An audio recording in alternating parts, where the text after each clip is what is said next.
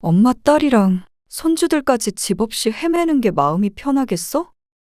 너는 그럼 엄마가 이 집에서 쫓겨나서 사는 게 낫다고 생각하니? 쫓겨나다니. 그게 제일 합리적인 방법이 아닐까 하는 거지. 너희는 젊으니까 집이야 돈 모아서 다시 사면 되잖아.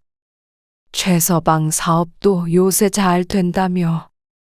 그러니까 그때까지는 살 곳이 있어야지. 엄마는 이제 돈도 못 벌고 가진 거라고는 이 집이랑 돈 몇 푼이야. 그런데 엄마한테서 이 집을 뺏어가면 어떻게 살라는 거야? 너는 엄마 생각은 하니? 아니, 안쓰럽지도 않니? 엄마가 우리 가족 좀 생각해줘. 가족? 엄마는 네 가족 아니야? 아니, 그 가족 말고 이제 나한테 가족은 남편이랑 자식들이지. 엄마도 당연히 그러지 않았어? 오늘 이야기 속 주인공은 72세 박경순 씨입니다. 그리고 그녀의 외동딸 45세 이면선의 이야기입니다. 뱃속에 10달 품고 태어난 그 순간부터 70대가 된 이 순간까지 박 씨는 오매불망 딸뿐이었습니다. 시집가서 가정을 꾸린 지 오래인 딸이 어디 아픈 곳은 없나, 밥은 잘 먹고 사나, 그런 것들만이 박 씨의 걱정이었습니다. 그렇지만 내리사랑이라는 말이 괜히 있는 것이 아니겠죠. 한없이 내려간 사랑을 되돌려받는 일은 없었습니다.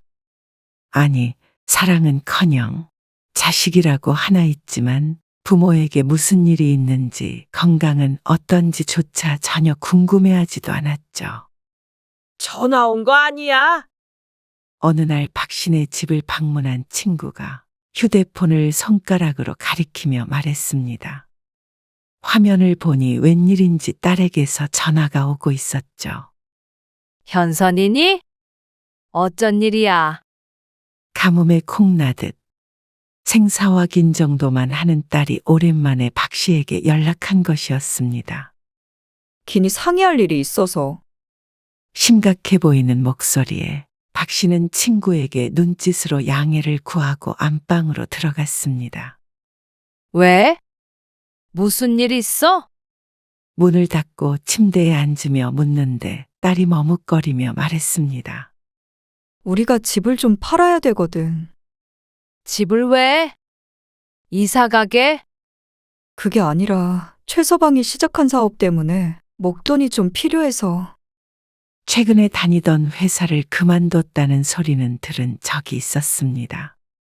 그렇다고 집을 팔어? 차라리 집을 놔두고 대출을 조금 받는 게 낫지 않아? 그런데 딸은 다른 방법을 생각하고 있었습니다. 엄마 집에 들어가서 살면 안 될까? 딸이 갑작스럽게 전화를 건 이유였습니다. 박 씨는 5년 전에 남편이 죽고 25평짜리 아파트에서 혼자 살고 있었습니다. 방이야 남지만 선뜻 그러라고 하지 못하는 이유는 여러 가지였습니다. 가장 큰 것은 딸만 들어오는 게 아니라 딸린 식구들이 전부 오게 된다는 것이겠죠. 사위와 중학생 손자, 손녀까지 오게 되면 혼자서는 넓었던 집이 순식간에 북적될 것이었습니다. 사업이 자리 좀 잡으면 그때는 다시 집 사서 나가야지. 하지만 사정이 그렇다는데 조금 불편할 것 같다는 이유로 부모가 자식의 부탁을 거절하긴 힘들었습니다. 적어도 박 씨는 말이죠. 그래서 생각해보마 하지도 않고 딸의 제안을 수락했습니다. 생각해본들 결정이 바뀔 리도 없었습니다.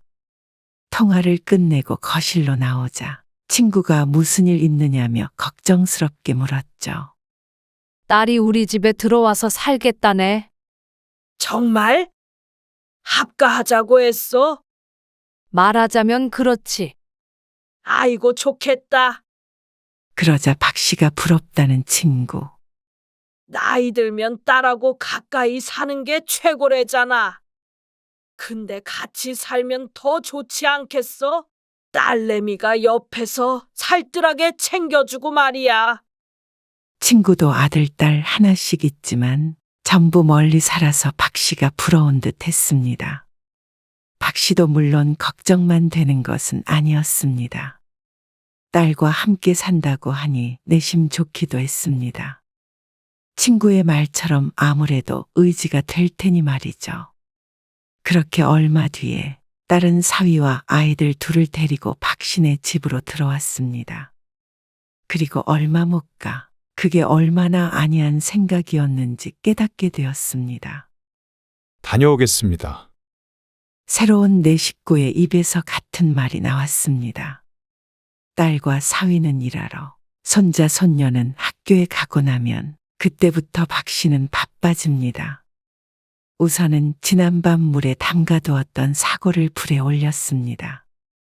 따뜻한 사골 국물을 먹고 싶다는 딸의 말에 오늘 하루 종일 우려낼 생각이었습니다. 그리고는 주위를 둘러보자 해야 할 일이 산더미였습니다.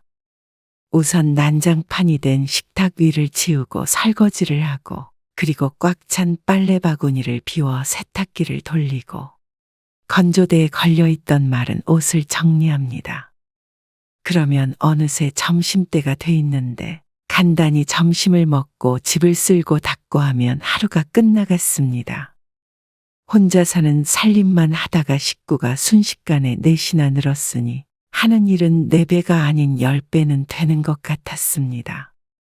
혼자 살면 어지를 일도 없고 밥도 간단히 먹는데 사람이 많으니 빨래도 매일 해야 했고 쓸고 닦는 것도 부지런히 해야 했죠. 직장 다니는 딸내미보다 바쁜 것 같네. 박 씨의 혼잣말이 과언이 아니었습니다.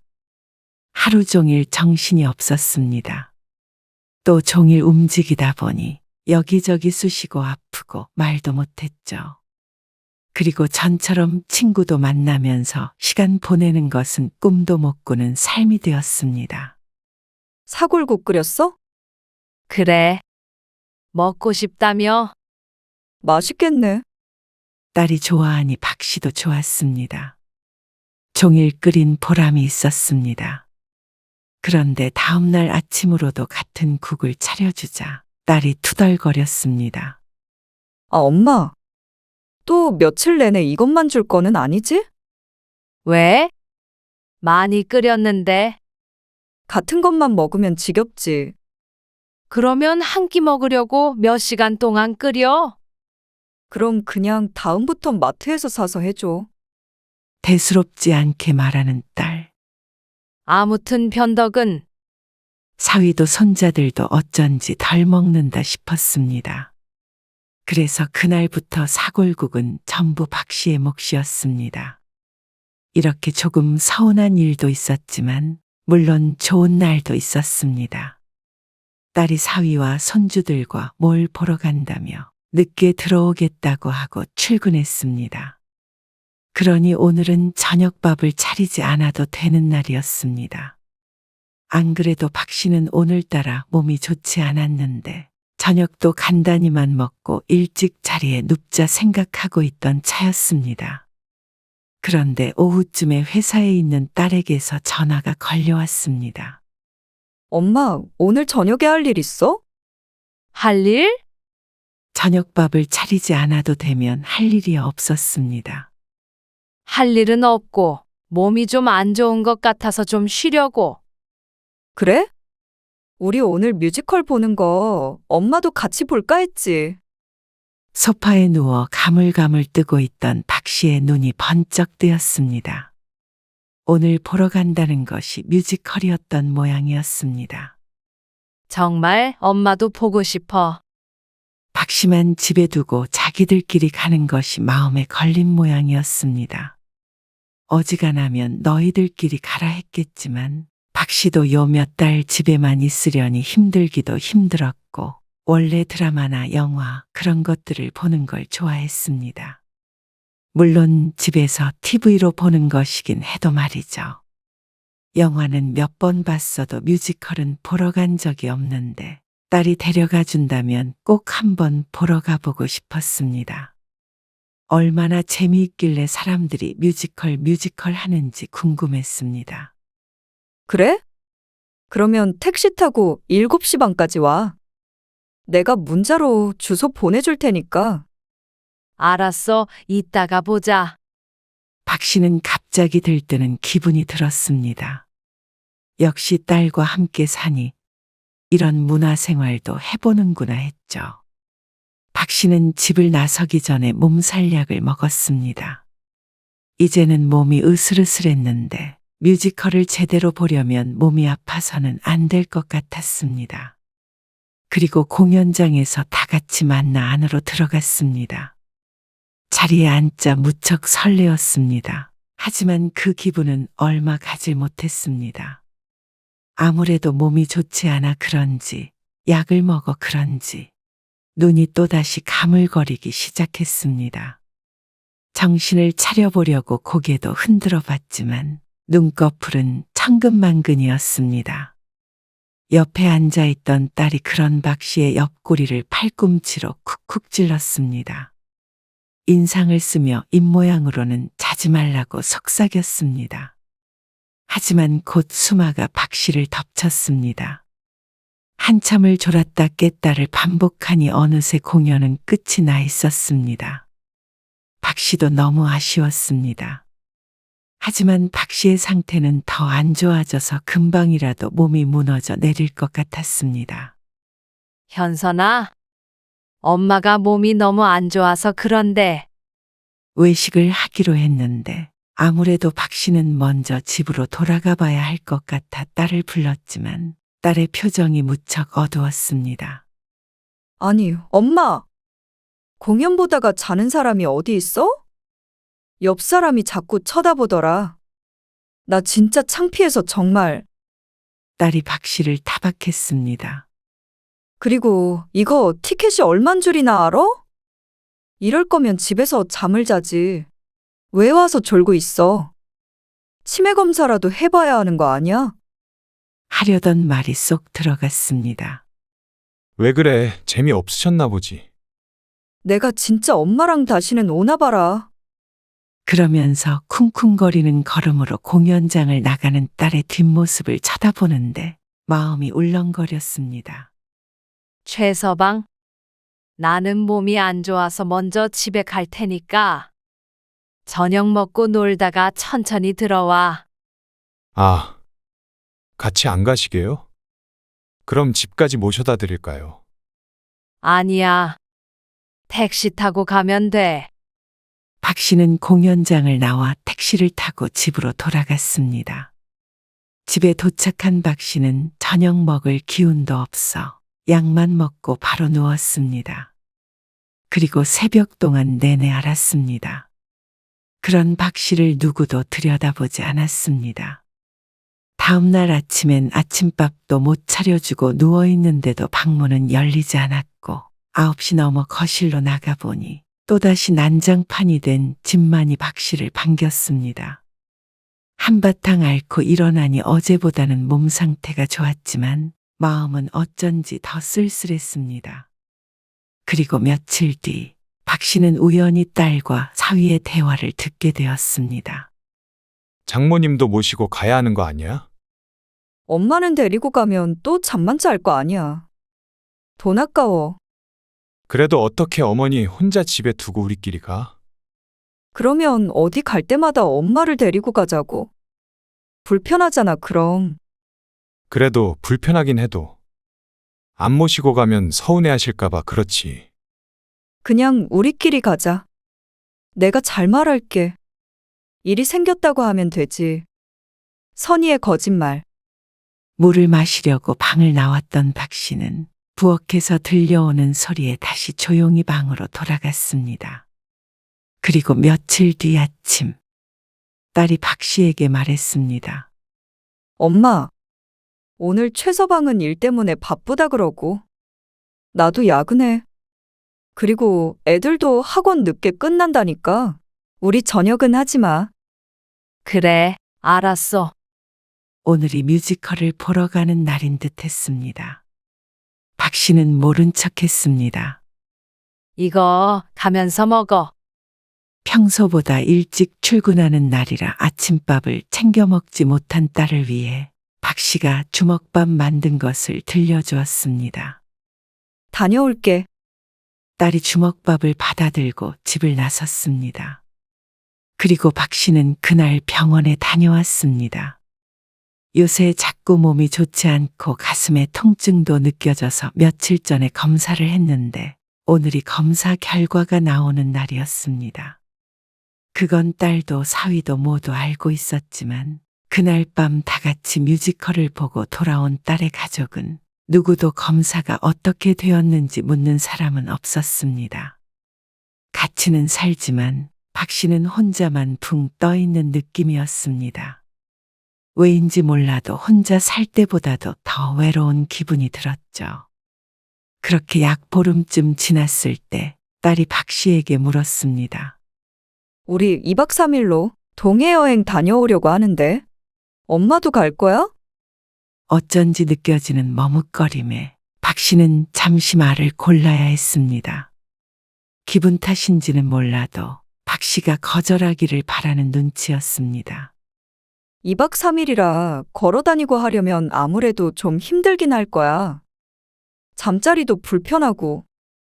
박 씨가 대답이 없자 딸이 손뼉을 탁 치며 말했습니다. 아, 맞다. 엄마 병원에서 뭐래? 안 좋대? 빨리도 물어본다 싶었습니다. 정밀 검사했어. 뭐? 어디 크게 아픈 거야? 그건 아니고 아직 몰라. 혹시 몰라서 해보자고 그래서. 큰 문제는 없을 거래. 뭐야, 그러면 이번엔 집에서 쉬는 게 나을까? 답은 이미 정해져 있는 듯 했습니다. 그래.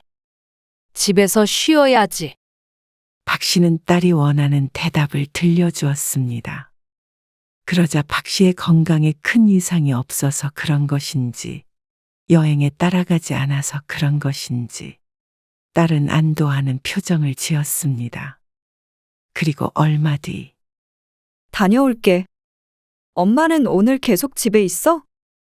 아니, 오전에 잠깐 병원 다녀와야 해.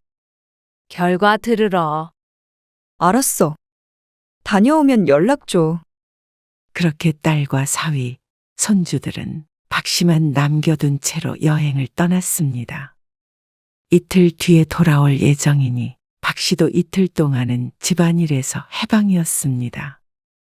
그렇게 좋은 점만 생각하자 싶었습니다. 그래야 이 섭섭한 마음이 감춰지니 말이죠. 그리고 병원에 다녀온 뒤 박 씨는 어쩐지 정신이 없었습니다.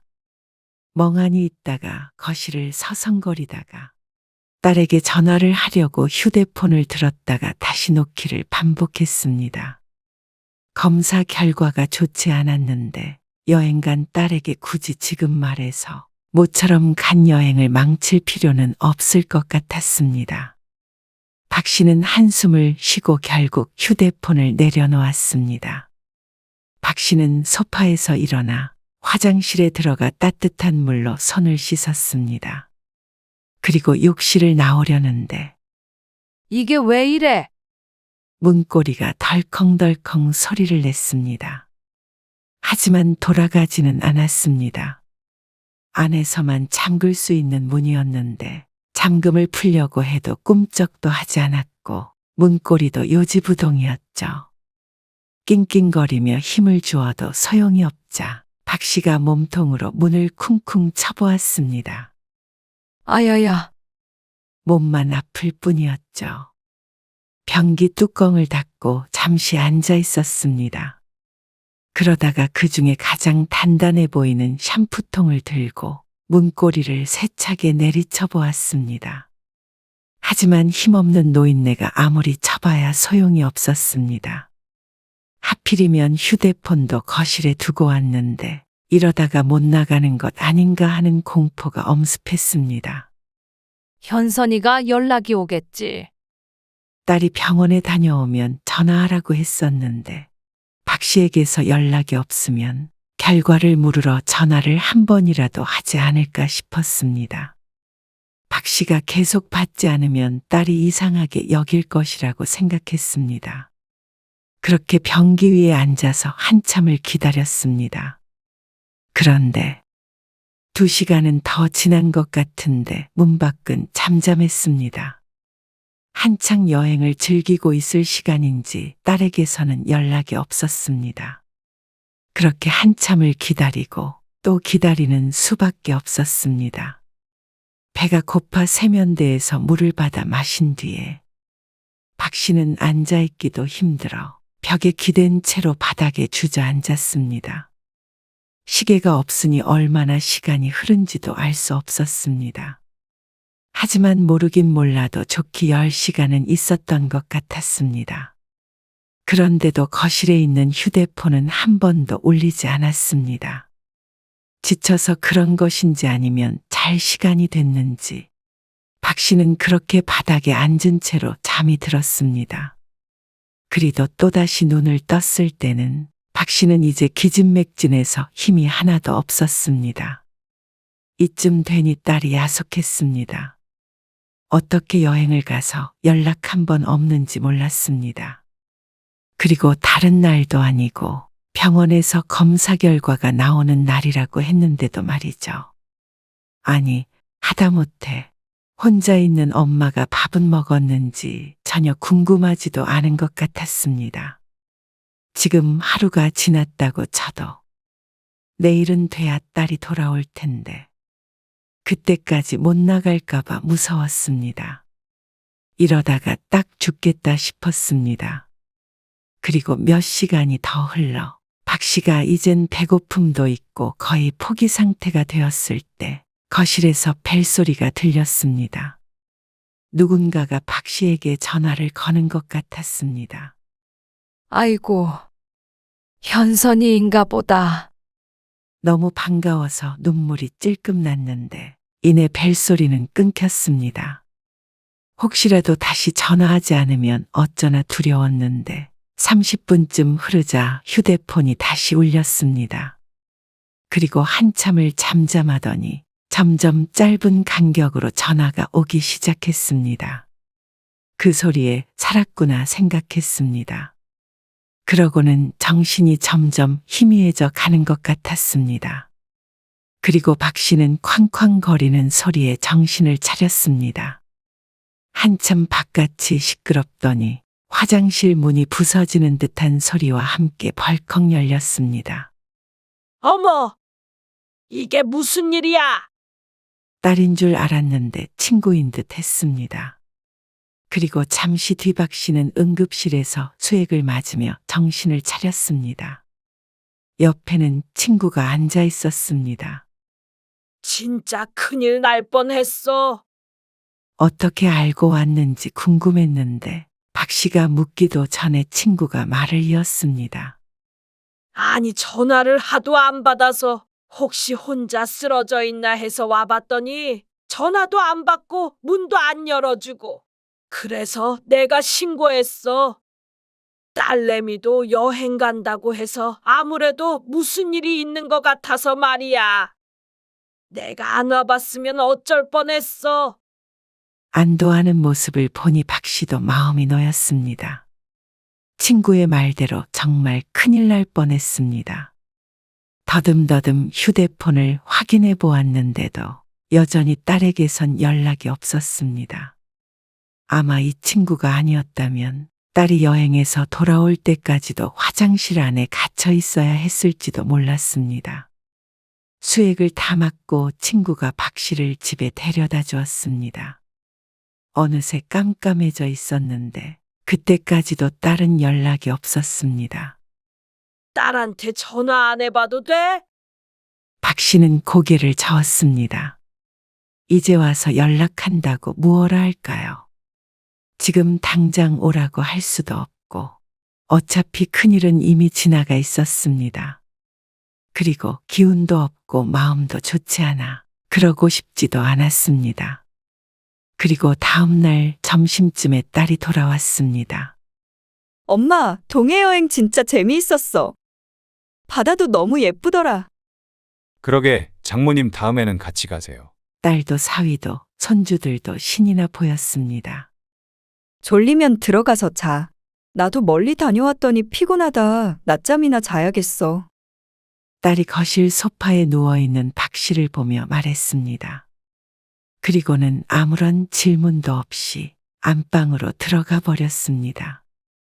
별일은 없었는지, 병원 결과는 어땠는지 묻지 않는 딸이 너무나 야속했습니다.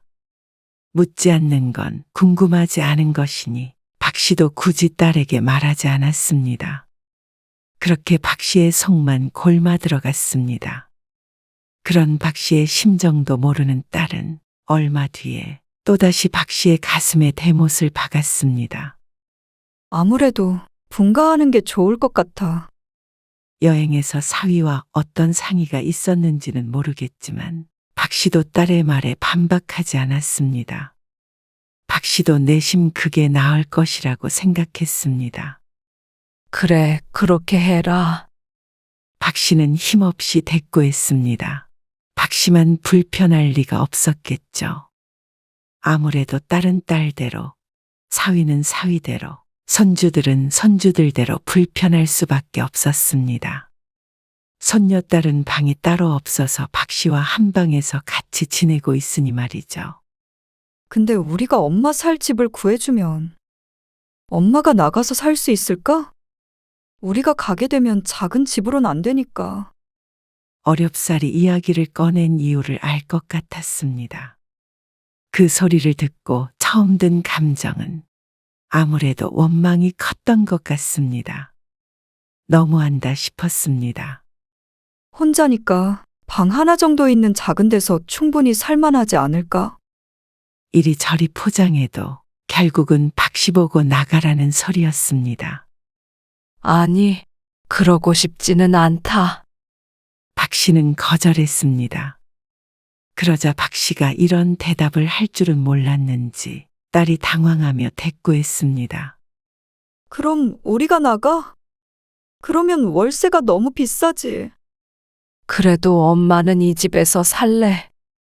박 씨가 고집을 부린다고 생각하는 것인지 딸도 약간은 경직되어 말했습니다. 엄마 딸이랑 손주들까지 집 없이 헤매는 게 마음이 편하겠어? 기가 막힌 소리였습니다. 딸의 집이 없는 것은 박 씨와는 무관한 일이었습니다. 그리고 박 씨의 집으로 받아준 것은 순수하게 딸에 대한 사랑 때문이었습니다.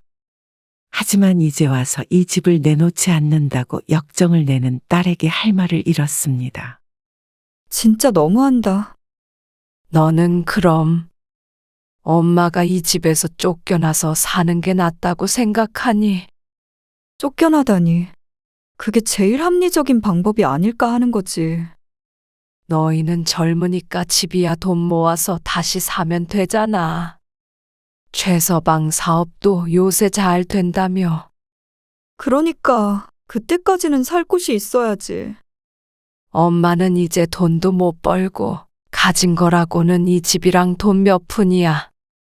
그런데 엄마한테서 이 집을 뺏어가면 어떻게 살라는 거야? 너는 엄마 생각은 하니? 아니, 안쓰럽지도 않니?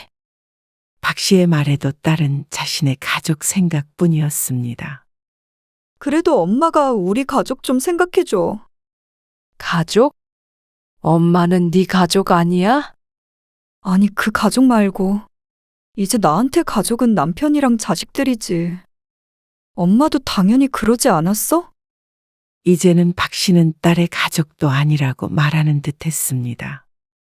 살면서 이토록 서러웠던 기억은 없는 것 같았습니다. 너무한 건 현선이 너야. 내가 너무해? 나는 내 나름대로 엄마한테 잘하면서 살았다고 생각해. 그러니까 엄마가 내 부모라면 이 정도는 자식 사정 좀 생각해줬으면 좋겠어. 아니, 너도 엄마 사정 좀 생각해줘라. 박 씨는 마른 침을 한 번 삼키고 말을 이었습니다. 궁금하지는 않겠지만 그래도 알고 있어라. 너희 여행 갔다 온 동안 엄마 하루 동안 화장실에 갇혀서 죽을 뻔했어. 뭐? 딸이 깜짝 놀라 되물었습니다. 더 들어. 그리고 엄마 위암이기래. 한 달 뒤에 수술하기로 했어. 그러니까 엄마도 여기저기 떠돌아다닐 상황도 아니거든.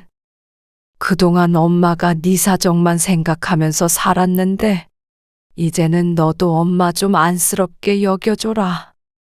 딸은 박 씨의 말에 무척 혼란스러운 표정을 지었습니다. 아니, 왜 진작 말을 안 했어? 그제서야 딸은 유난히도 힘없는 박 씨의 목소리를 눈치챘습니다. 넌 엄마가 어떻게 되든 전혀 상관없었잖아. 알고 싶지도 않았잖아.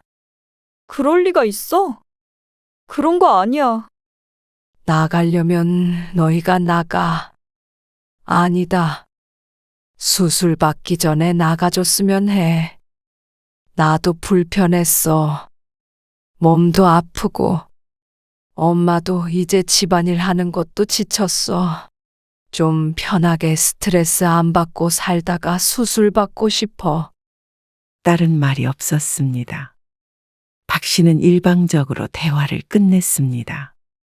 이제는 딸이 뭐라고 하든 결심을 굳혔습니다. 다시 일상으로 돌아가고 싶었습니다.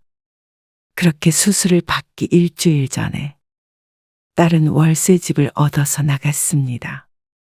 박 씨의 간곡한 부탁에 딸도 더 이상은 실랑이를 하지 않았죠. 그리고 수술날이 되었을 때 딸이 찾아와 곁을 지켰습니다. 박 씨도 아무 일도 없었다는 듯 딸을 맞았죠. 수술 잘 됐다네. 항암만 잘하면 걱정할 것 없다고 의사가 그랬어. 그래. 딸과는 일상적인 대화를 나누었고 누구도 그 전에 있었던 일에 대해서는 언급하지 않았습니다. 몸이 회복되면서 딸과의 사이도 점점 제자리를 찾아가는 듯 했습니다. 그래도 박 씨는 다시 예전처럼 같이 살거나 딸에게 의지할 생각은 전혀 없었습니다. 퇴원한 뒤에도 가끔 안부를 묻곤 했지만 딱 거기까지였습니다. 이렇게 적당한 거리에 살면서 서로 안부를 묻는 정도. 이 정도 거리가 좋았습니다. 뭐하러 나이 들어 딸 뒷바라지 하면서 갖은 고생을 했는지 몰랐습니다. 뭐든지 해도 젊은 딸이 더 잘할 거고 그렇게 끔찍하게 생각하는 자기 가족은 딸이 알아서 잘 챙길 텐데 말이죠. 다 큰 딸을 여전히 품에 두려한 박 씨의 잘못이었습니다. 그래서 그 욕심 때문에 탈이 생긴 것이었죠. 시간이 흘러 박 씨는 건강을 되찾았고 전보다도 활기 있는 삶을 살았습니다. 친구도 자주 만났고 딸이 주는 티켓으로 가끔은 영화나 공연도 보러 갔습니다. 그러니 전보다 훨씬 좋았습니다. 그리고 박 씨는 생각했습니다. 자식에게 이미 준 사랑, 되돌려 받지 못한다고 서운해하는 게 참 어리석었다고 말이죠. 이미 딸을 키우며 충분한 사랑을 느꼈으니 그걸로 박 씨의 모든 사랑을 되돌려 받은 거나 마찬가지라는 생각이 들었습니다. 그러니 그걸로 됐다 싶었습니다. 나무는 가만히 있고자 하나 바람이 그치지 않고 자식은 효를 다하고자 하나 부모는 기다려주지 않네.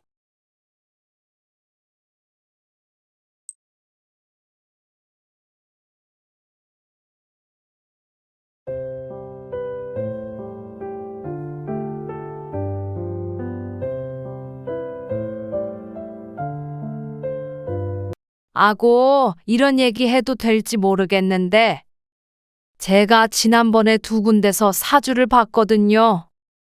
그런데 한 군데서 그러더라고요. 며느리가 전생에 기생이어서 팔자가 아주 세다고요. 네?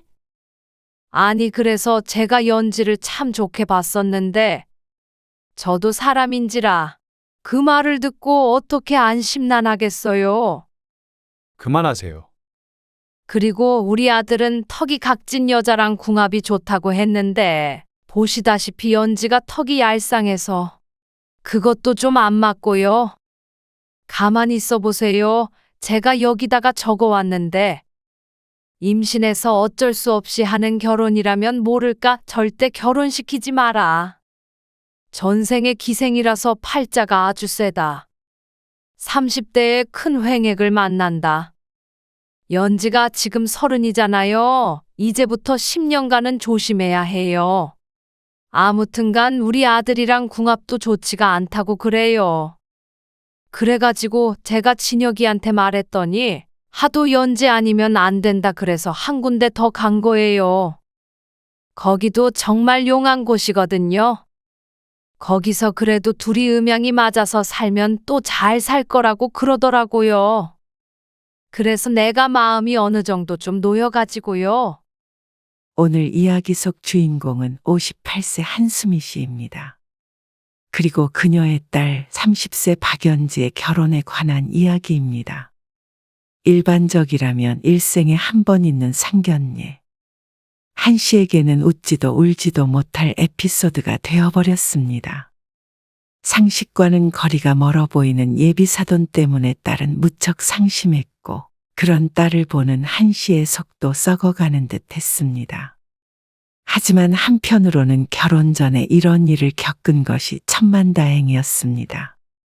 그래서 한 씨는 남몰래 가슴을 쓸어내렸죠. 한 씨의 외동딸 박연지는 올해 30이었습니다.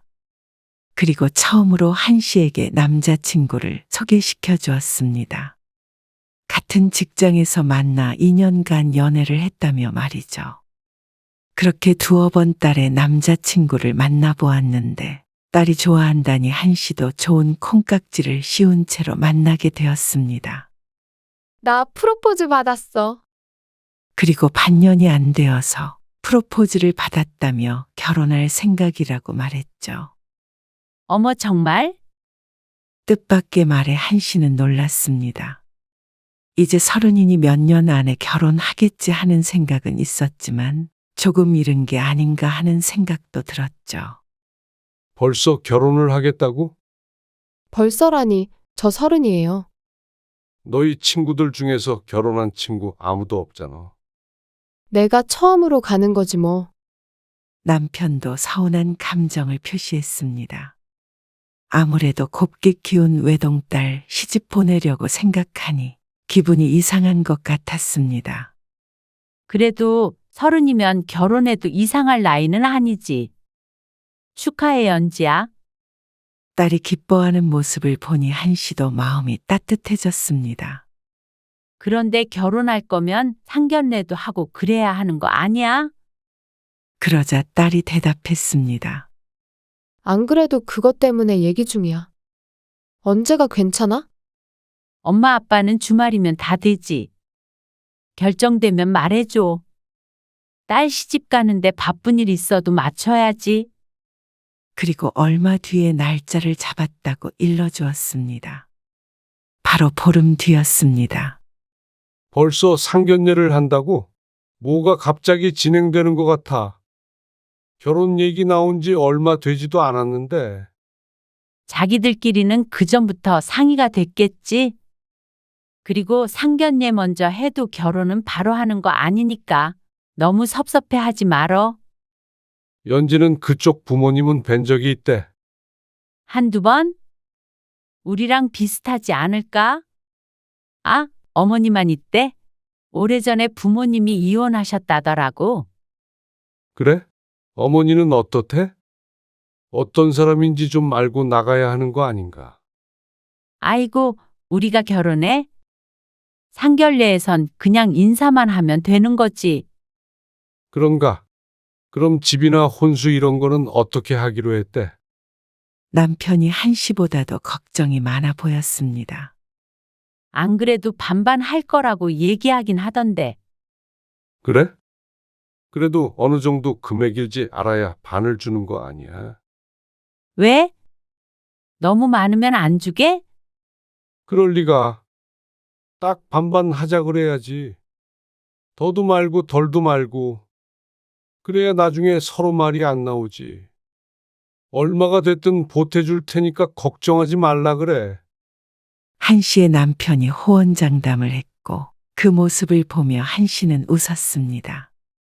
그리고 시간은 흘러 상견례 날짜가 이틀 앞으로 다가왔습니다. 엄마, 뭐 좀 물어볼 게 있어서.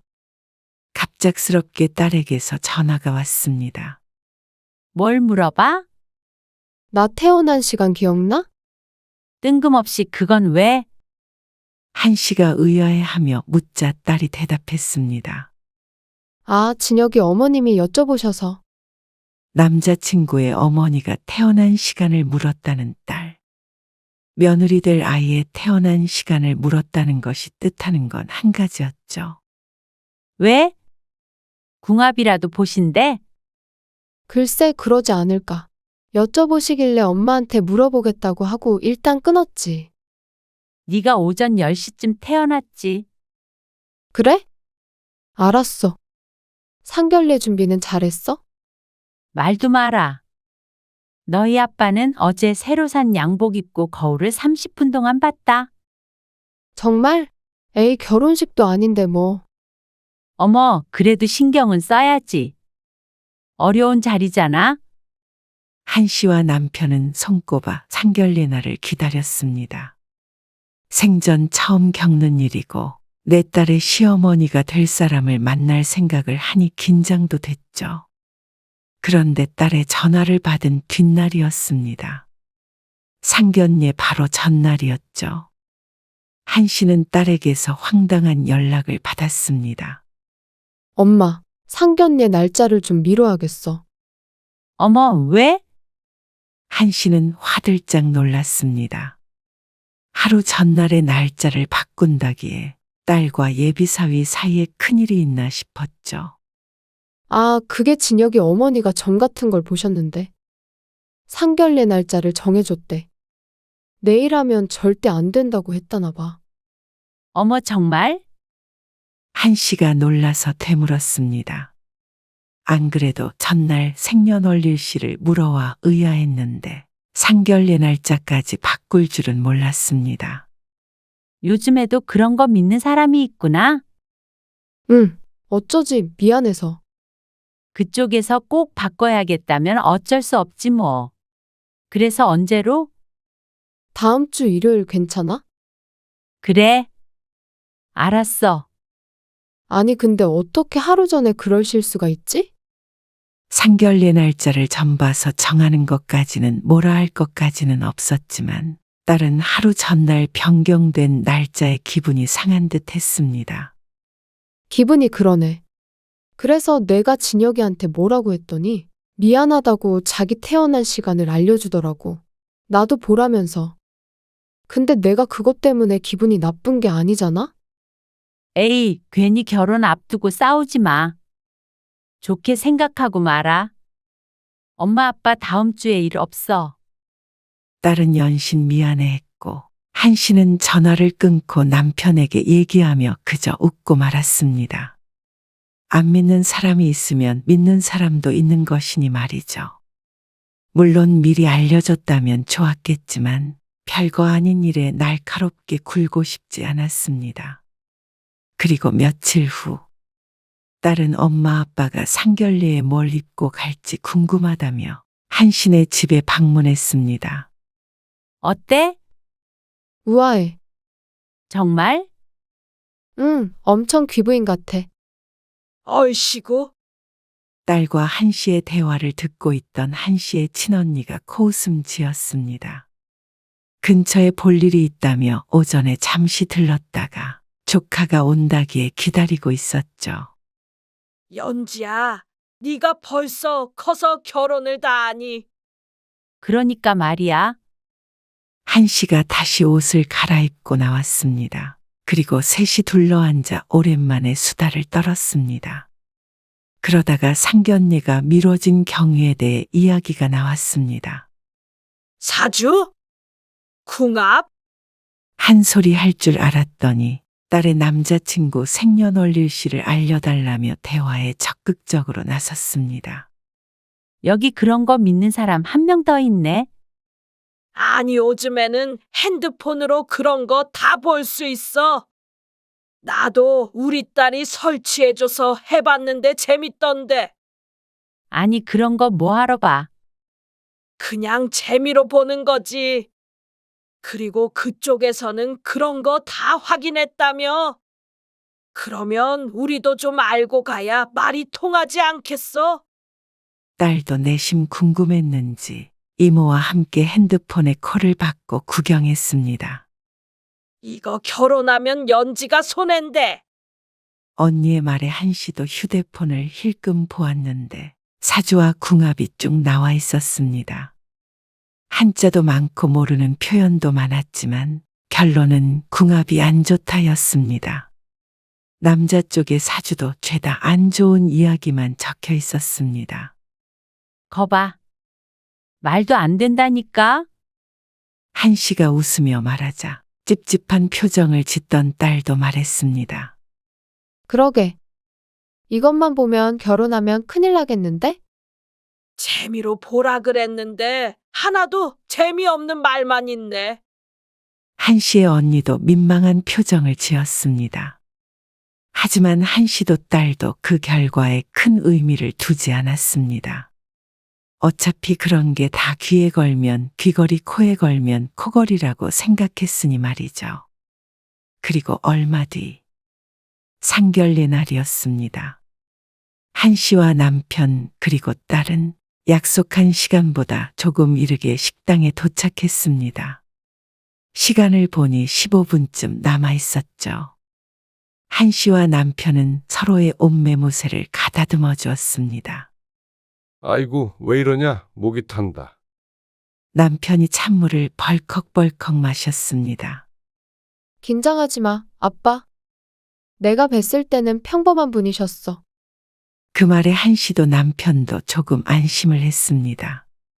그렇게 20분쯤 흘렀을 때 딸이 시계를 힐끔거리며 말했습니다.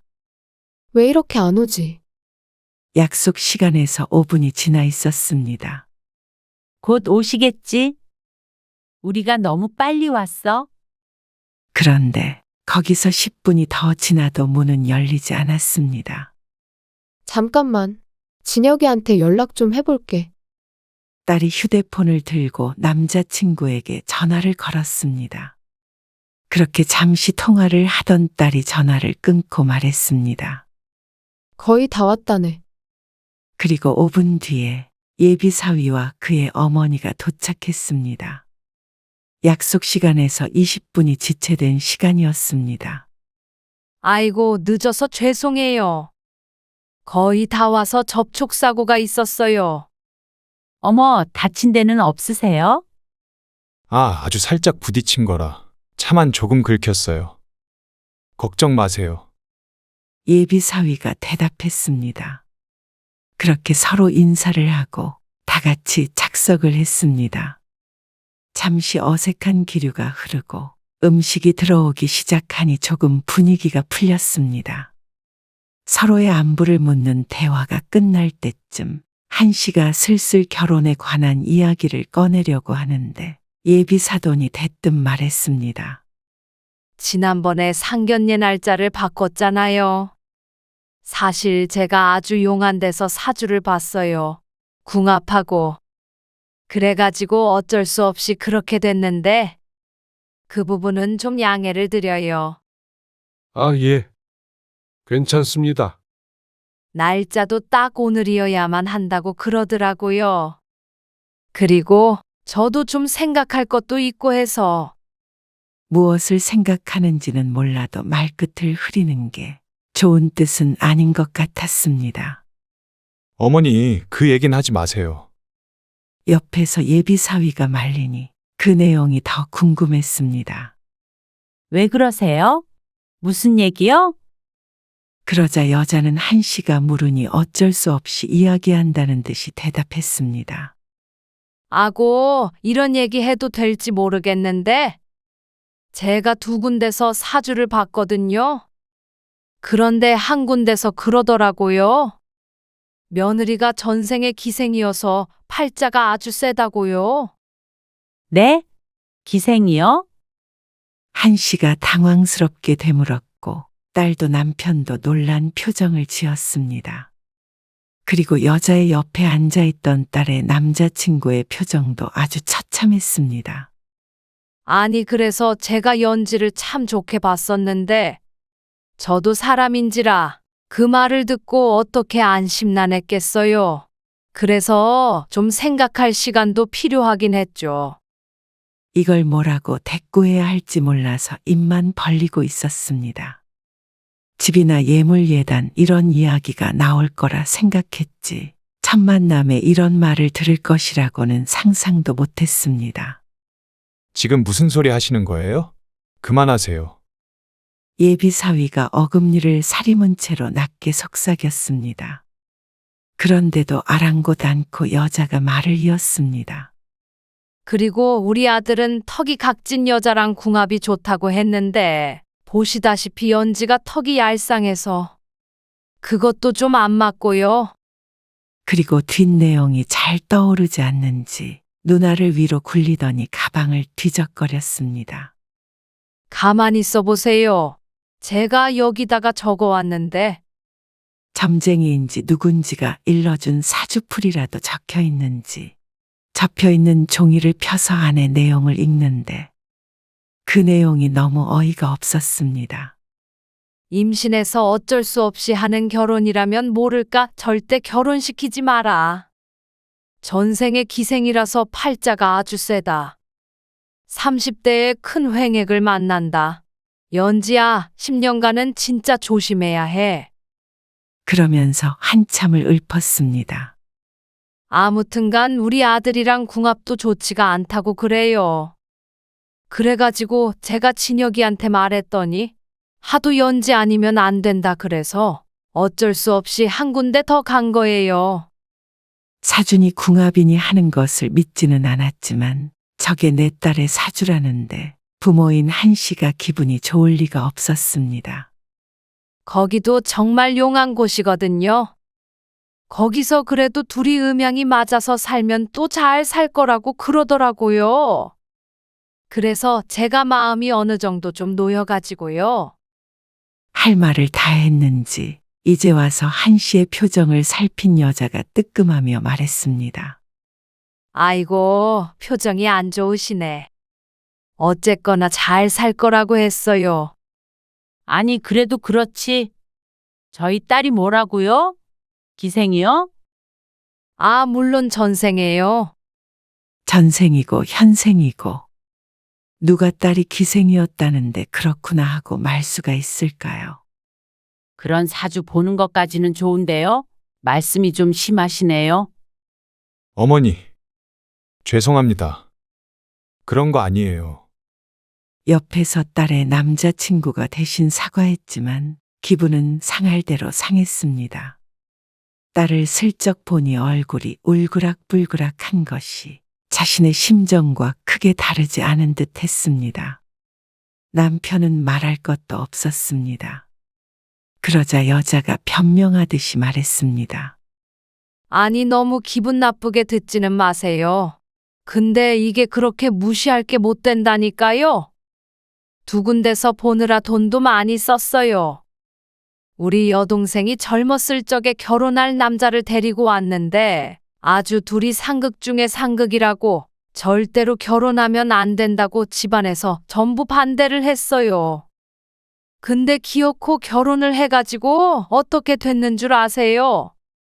무슨 만담을 전해주듯이 이야기하는 모습을 한 씨가 질린 표정으로 바라보았습니다. 대답을 기대했던 것은 아닌 모양인지 속삭이며 말을 이었습니다. 아, 글쎄 결혼하고 5년도 안 돼서 과부됐어요. 아, 제발 그만하세요. 딸의 남자친구가 호소했습니다. 울고 싶은 듯한 그 표정을 보니 딱했습니다. 한 씨는 화를 꾹 참고 대꾸했습니다. 저희는 그런 걸 안 믿어서요. 예의를 차리기 위해서 혼신의 힘을 다해야 했습니다. 그런데 이제야 생각났다는 듯 그 여자가 손뼉을 딱 치며 말했습니다. 아 참. 겉보세요. 딱 오는 길에 사고도 났잖아요. 그게 꼭 딸의 사주 때문이라는 듯한 말투였습니다. 여자는 그놈의 사주를 맹신하고 있는 것 같지만 방 안에 있는 누구의 공감도 얻지 못했습니다. 한 씨가 기가 막혀 하고 있는데 옆에서 딸의 남자친구가 끼어들었습니다. 어머니, 그런 거 아니에요. 신호대기 중에 뒷차가 늦게 멈춰서 아주 살짝 부딪힌 거예요. 살짝이든 세게든. 그러니까 그게 다 여기 오다가 그런 거잖아. 그만하시라니까요. 분위기가 엉망이 됐습니다. 딸은 무슨 생각인지 한마디도 안 하고 있었고 남편도 마찬가지였습니다. 그나마 딸의 남자친구가 적극적으로 말려 사주 이야기는 들어갔습니다. 그러면서 결혼 장소며 예물이며 그런 이야기를 하는데 사실 한씨 귀에는 잘 들어오지가 않았습니다. 예식 날짜는 언제쯤으로 생각하고 있니? 한씨가 딸과 예비 사위에게 물었습니다. 내년 봄으로 생각하고 있어요. 맞아. 좀 따뜻할 때 하려고요. 그제서야 딸이 입을 열었습니다. 그래. 봄 신부 좋지? 둘이 상의 잘해서 알려줘. 그런데 맞은편에 있던 여자가 슬그머니 종이를 쥐었습니다. 또 무슨 이상한 말을 하려나 주시하게 되었습니다. 그런데 눈치가 보여도 할 말을 해야겠는지 다시 입을 열었죠. 사실 제가 예식 날짜도 받아왔어요. 듣기도 전에 골치가 아팠습니다. 날짜는 애들 스케줄에 맞춰야 되지 않을까요? 네. 전보다 중요한 게 당사자들 일정이잖아요. 남편의 말에 여자가 웃으며 대꾸했습니다. 아이, 그럼요. 그래서 날짜를 좀 여러 개 받아왔죠. 일단 들어보세요. 그러면서 날짜와 요일 시간을 말해주는데 추운 겨울 아니면 일요일 5시, 죄다 사람들이 기피하는 때였습니다. 날짜를 저렇게 받아오기도 힘들 듯 했습니다. 어머니, 날짜는 저희가 상의할게요. 아니, 그러니까 둘이 상의는 하는데 되도록이면 이 중에서 골라라 이 말이야. 그래야 그나마 나쁜 궁합이 꺾인대. 또 그 이야기가 나오자 여자의 말이 길어지기 시작했습니다. 한씨는 이제 상의할 것은 다 상의했으니 이 대화를 그만 끝내고 싶었습니다. 더 얘기 나눌 게 있으면 애들 통해서 이야기하죠. 한씨가 이만 이 자리를 파하자고 애둘러 말했습니다. 아주 힘겨운 시간이었지만 그래도 딸이 가만히 있으니 이 자리에서 한씨가 할 말은 없었고 상견례가 끝나고 딸과 심도 깊은 대화를 해보자 싶었습니다. 그런데 그게 끝이 아니었습니다. 딸도 일어나려고 채비를 하는데 여자가 마지막으로 하나만 더 말하자며 붙들었습니다. 제일 중요한 걸 말 안 했네요. 연지 기가 하도 세서 우리 아들이랑은 주기적으로 떨어져 지내는 게 좋대요. 안 그러면 진혁이 운을 다 가져간대요. 그래서 일주일에 한 번 정도는 진혁이가 우리 집에서 자던가 아니면 주말 부부를 하던가 어쨌거나 그런 방향으로 의논을 해봐야 될 것 같아요. 어머니, 여자의 아들이 참지 못하고 소리쳤습니다. 왜 그러시는 거예요? 그러자 무엇이 문제인지 모르는 표정으로 여자가 대꾸했습니다. 아니, 왜 그래? 결혼하지 말라는 것도 아니고 네가 좋다니까 엄마가 여러 방법을 찾아본 거잖아. 그래서 고마워하기라도 해야 하는지. 아니, 결국 제가 처갓집 덕 본다고 했다면서요. 그러자 여자가 찔끔하는 표정을 지었습니다. 정작 좋은 얘기는 쏙 빼놓고 이야기한 듯 했죠. 연지가 평생 돈 걱정 없이 살 사주라고 했다면서요. 그런데 여기서는 왜 그런 말만 하시는 거예요? 그러자 여자가 아들의 옆구리를 사정없이 찌르며 말했습니다. 넌 가만히 있어. 내가 없는 말 하는 게 아니잖아. 사주 결과를 맹신하는 여자가 궁합이 안 좋다는 소리에도 상견례를 한 이유가 이것이었던 것 같았습니다. 잠깐 나가서 나 좀 봐. 부들부들 떨던 딸이 남자친구를 데리고 방을 나갔습니다. 방 안의 분위기는 험악했습니다. 남편의 시근덕거리는 숨소리가 한씨의 귓가에 크게 들렸습니다. 이걸 어떻게 해결해야 하나 하는 심각한 표정이었죠. 하지만 남편은 말 한마디 함부로 했다가 딸의 결혼이 자신 때문에 어그러질까봐 참고 또 참는 것 같았습니다.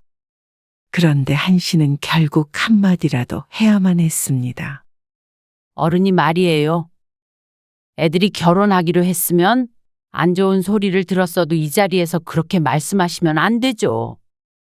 사주를 떠나서 그게 기본적인 예의잖아요. 뭐가 마음에 안 드셨으면 아들 통해서 말씀하셨으면 됐고요.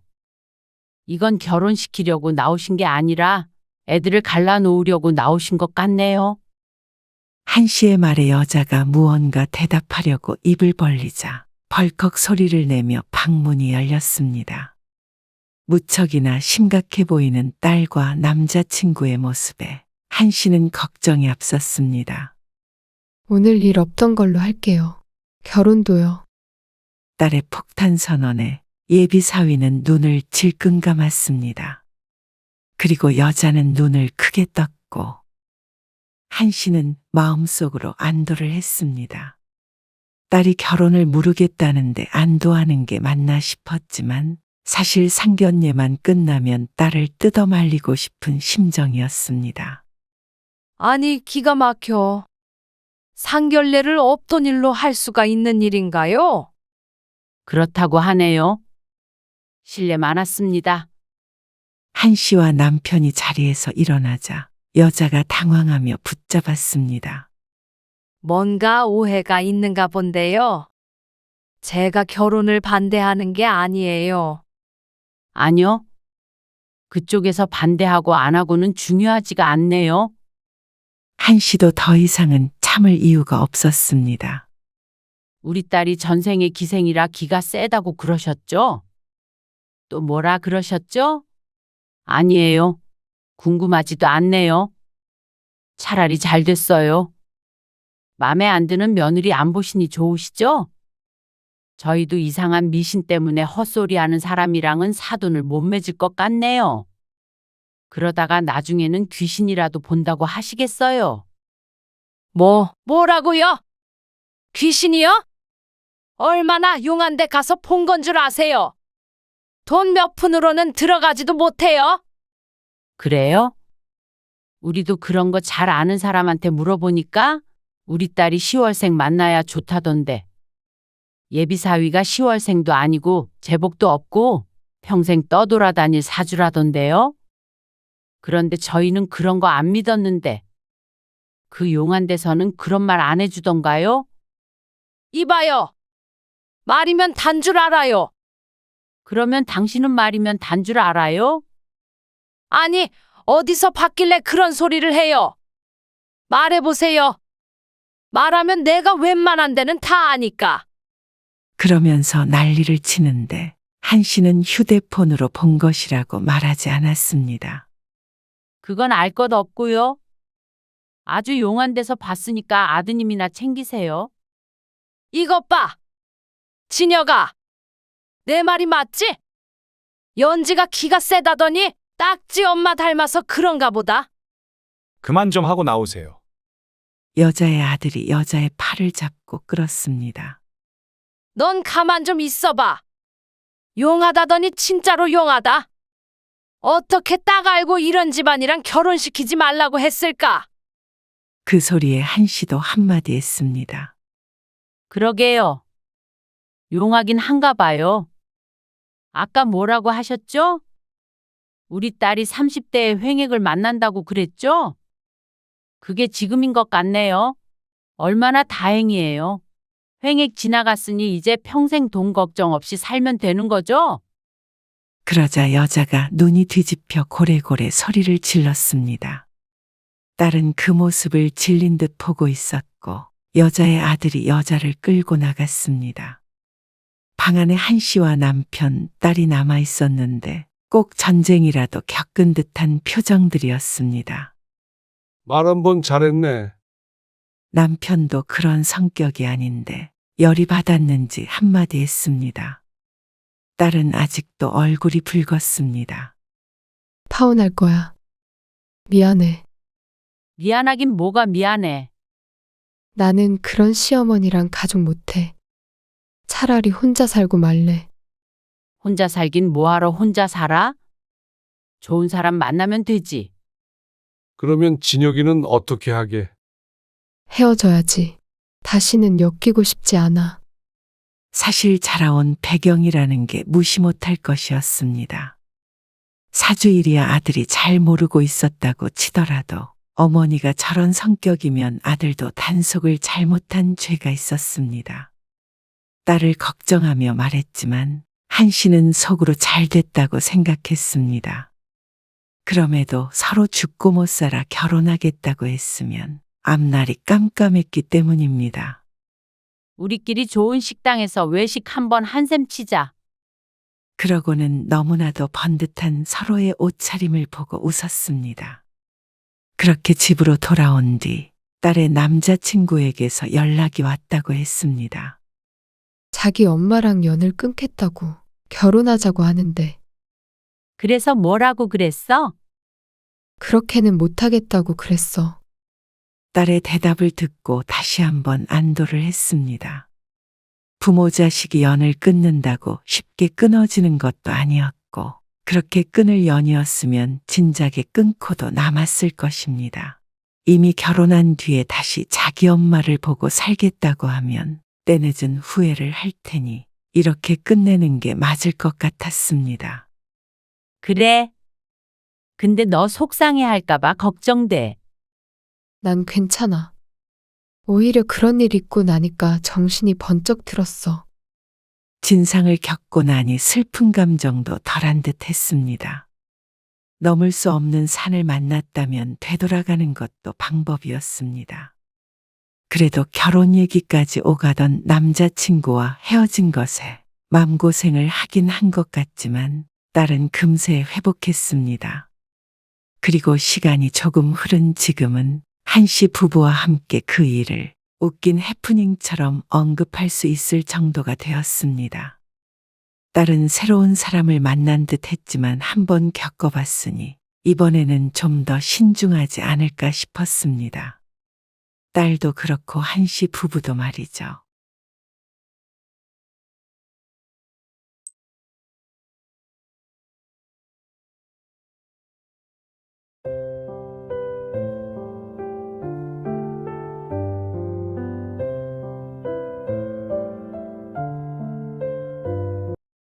아니, 거짓말까지 해가면서 그러셔야 했어요? 그게 급한 일이에요? 이 정도면 급한 일 아니야? 도대체 왜 그러시는 건데요? 저한테 서운한 게 있으면 말씀을 하세요. 너는 되고 왜 나는 안 되니? 그게 무슨 말씀이세요? 좀 알아듣게 설명을 해보세요. 너 지난번 제사 때 출장 간다고 했던 날, 너 그때 처갓집 식구들이랑 어디 갔니? 그러자 아들이 화들짝 놀랐습니다. 어머니가 그걸 어떻게... 모를 거라고 생각했어? 영원한 비밀이 어디 있어? 거봐라, 나도 거짓말하고 제주도 가니까 금방 들키잖아. 아니, 그건 어머니 서운하실까봐. 그게 더 서운할 거라고는 생각 못했어? 사정이 있으면 당연히 못 올 수 있어. 근데 그 사정이라는 게 처갓집 식구들이랑 여행 가는 거면 그건 서운하다. 그리고 그걸 출장이라고 거짓말하는 건 용서가 안 돼. 오늘 이야기 속 주인공은 72세 김성자 씨입니다. 그리고 그녀의 아들 이창현에 관한 이야기입니다. 김 씨는 한평생 키운 네 자식과 남편 제사 때문에 다투게 될 것이라고는 상상해 본 적이 없었습니다. 불과 몇 년 전까지만 하더라도 부모에게 이럴 수 있는 자식이 결코 아니라고 생각했습니다.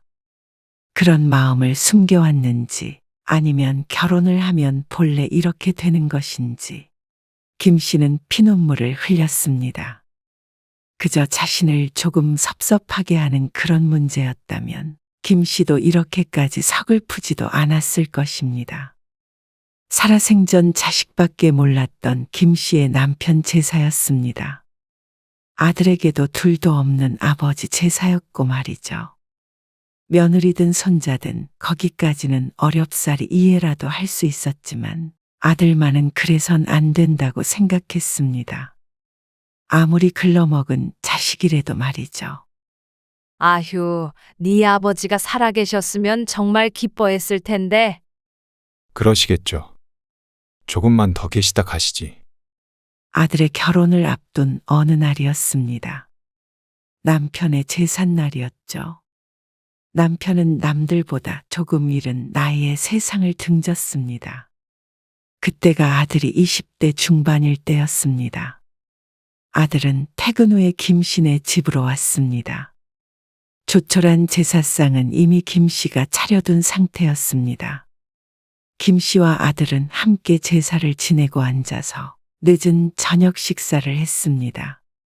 직장에 다니는 아들이 피곤할까봐 제사는 늘 9시에 하곤 했습니다. 오늘따라 더 보고 싶네요. 아버지, 그때의 아들은 유독 슬퍼 보였습니다. 몇 번의 제사를 거치면서 슬픔이 많이 희미해졌다고 생각했는데 결혼한다고 생각하니 심란한 듯 했습니다. 당연했습니다. 남편은 살아생전 아들이라면 심장이라도 기꺼이 내어줄 정도로 아들에 대한 애정이 컸습니다. 아들도 아버지의 넘치던 사랑을 잘 알고 있었죠. 너희 신혼집은 여기로 해. 나는 작은 집 구해서 나갈 테니까. 네, 이 집을요? 그래, 네 아버지 돌아가시기 전에 너 장가 가면 그렇게 하기로 약속했었거든. 남편과 함께 살던 집은 남편이 죽으면서 아들과 김 씨에게 상속되었습니다. 김 씨는 방 한 칸만 있으면 된다지만 아들은 앞으로 가족이 더 늘어날 것이기에 아무래도 큰 집이 필요할 것이었습니다. 고쳐서 살면 애 키우면서 살만할 거야. 아들은 나이 30에 결혼했습니다. 며느리는 그 당시 27세로 아주 꽃다운 나이였죠. 그렇게 김 씨는 살고 있던 아파트에서 나와서 아들의 신혼집으로 내주었고 20분 거리의 소형 아파트로 이사했습니다. 아들은 얼마 안 가 아이를 가졌고 이듬해 예쁜 손자도 태어났습니다. 아들이 결혼한 뒤 2년이 지났을 때 며느리는 처음으로 제사에 참석했습니다. 첫 해에는 임신의 배가 많이 부른 상태라 오지 않았죠. 여느 때처럼 아들은 9시에 맞춰서 집에 도착했습니다. 왔니? 오느라 고생했어. 네, 어머니. 상 차리느라 힘드셨죠? 힘들긴 애기 데리고 오느라 너희가 힘들지. 아무리 가까이 살아도 아들은 일하느라 며느리는 애 키우느라 자주 볼 수가 없었습니다. 그래서 김 씨는 아들 가족이 반가웠습니다. 제사상이 조촐하네요. 며느리가 김 씨가 차린 제사상을 보며 말했습니다. 그렇지? 우리는 이렇게 지내. 그리고 밥 한 끼 먹고. 며느리가 상다리 부러지는 제사상을 상상하며 온 모양이었습니다. 김 씨네는 명절에도 차례는 지내지 않고 1년에 한 번 남편의 제사만 챙겼습니다. 그것도 제사 음식 몇 가지만 놓고 아주 간소하게 준비했습니다. 남편을 기리는 제사가 누구에게도 힘든 일이 되지 않았으면 하는 생각에서 말이죠. 그래서 남편의 기일의 아들과 만나 같이 밥 한 끼 먹는 날이나 마찬가지였습니다. 배고플 텐데 어서 밥 먹자. 이번엔 아들만이 아니라 며느리와 손주까지 함께 있으니 기분이 남달랐습니다. 남편은 아들이 결혼하는 모습도 어여쁜 며느리도 그리고 사랑스러운 손자도 보지 못했습니다. 그게 참 아쉬웠습니다. 아들도 그게 무척 슬프다고 말했죠. 그런데 며느리가 밥을 먹다 말고 하품을 크게 했습니다. 보는 사람이 다 피곤해질 정도로 입을 쩍 벌리는데 그 모습이 안쓰러웠죠. 아이고, 졸리니? 네, 잠을 좀 못 자서요. 시계를 보니 아직 9시 30분밖에 되지 않았지만 애 키우면 잠이 부족할 것이었습니다. 다 먹었으면 얼른 가봐라. 그러자 며느리가 주섬주섬 짐을 챙기고 아이를 안고 일어났습니다. 아들도 먹던 밥 숟갈을 놓고 일어났죠. 먼저 일어날게요. 민재 엄마가 피곤한가 보네요. 그러게 말이야. 얼른 가봐라. 집이 가까운 게 다행이었습니다. 김 씨는 아들네 주기 위해서 만든 반찬도 꺼내서 들려보냈습니다. 그리고 아들이 집에 도착했다고 전화 온 시간이 10시가 조금 안 되었습니다. 내년부터는 제사를 8시에 지내자. 좀 이른 거 아니에요? 괜찮아. 그래야 너희도 밥 먹고 가면 9시잖아. 그래야 쉬지. 너도 출근하고, 민재 엄마도 쉬고. 그렇게 그날 이후로 제사 시간도 1시간 당겼습니다. 그리고 3년 전이었습니다. 어느새 손자는 초등학교 6학년이 되었을 때였죠. 너 왜 혼자 왔어? 민재 엄마랑 민재는? 아들이 8시에 딱 맞춰서 김 씨의 집으로 왔습니다. 퇴근하고 집에 들렸다 왔는지 옷차림이 조금 편해 보였습니다. 그런데 혼자만 들어오고 현관문을 닫는 모습에 김 씨가 의아해서 물었습니다. 민재랑 민재 엄마는 집에 있어요. 며느리와 손자를 안 데리고 왔다는 아들. 아니, 왜? 무슨 일 있니? 그게 아니고요. 내일 민재 학교도 가고요. 학원 끝나고 너무 피곤해해서요.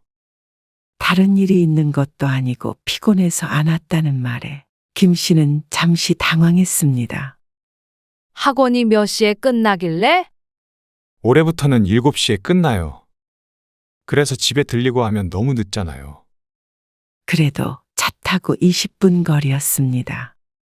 애가 그 시간에 밥 먹고 씻고 하면 9시 되는데 여기 왔다가 가면 10시가 넘잖아요.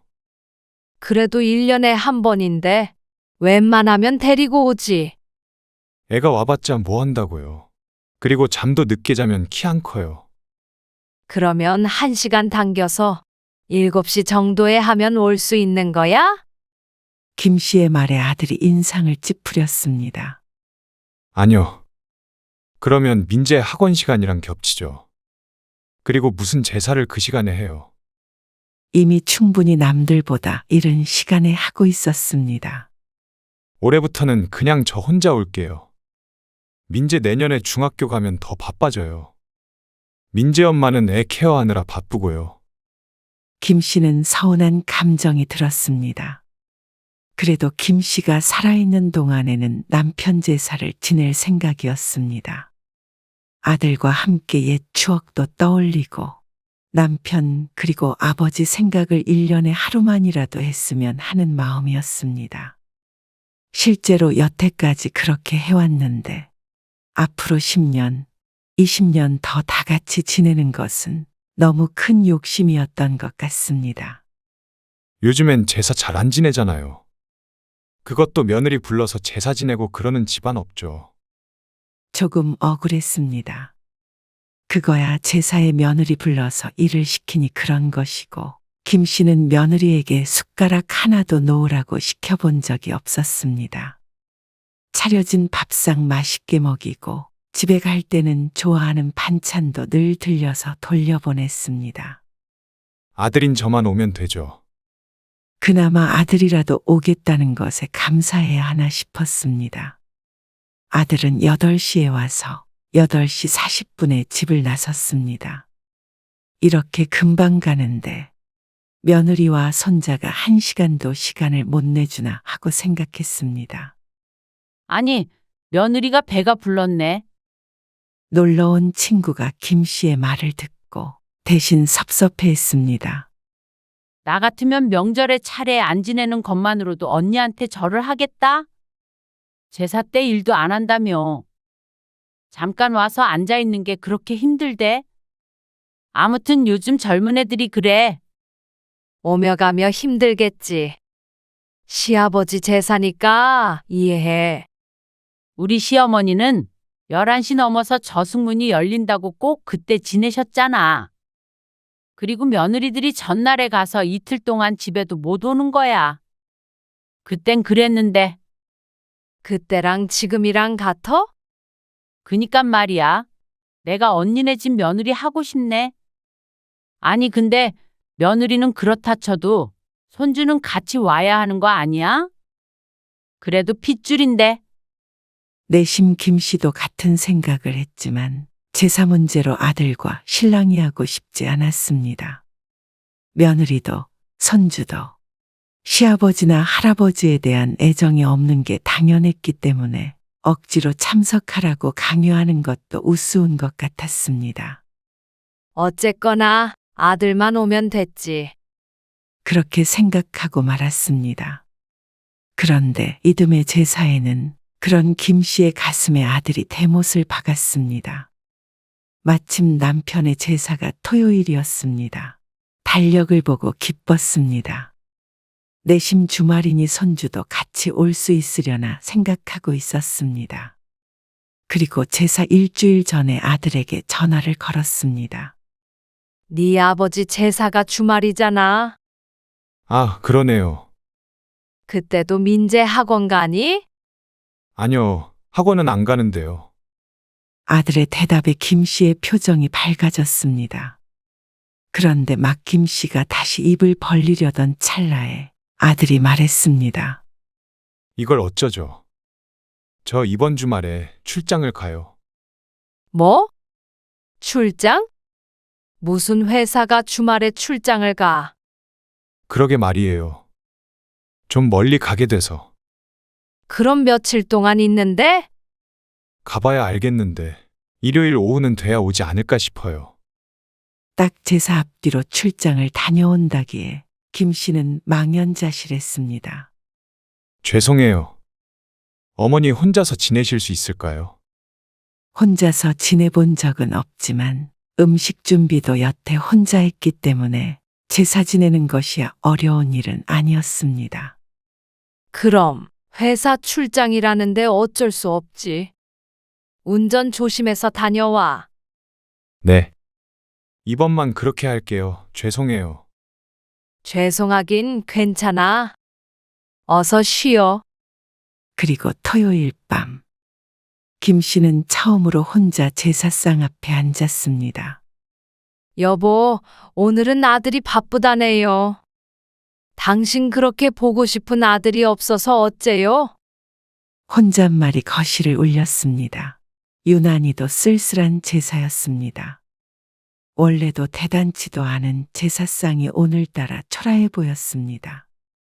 내년부터는 그냥 제사 안 지내고 보고 싶을 때 각자 산소에나 찾아갈까 봐요. 다들 바쁘니까. 이렇게 제사를 지내는 걸 아무도 원치 않아 하는 듯 했습니다. 아들마저도 와서 누가 쫓아오는 것도 아닌데 1시간도 안 되어 일어나 버리니 과연 의미 있는 일일까 하는 생각이 들었죠.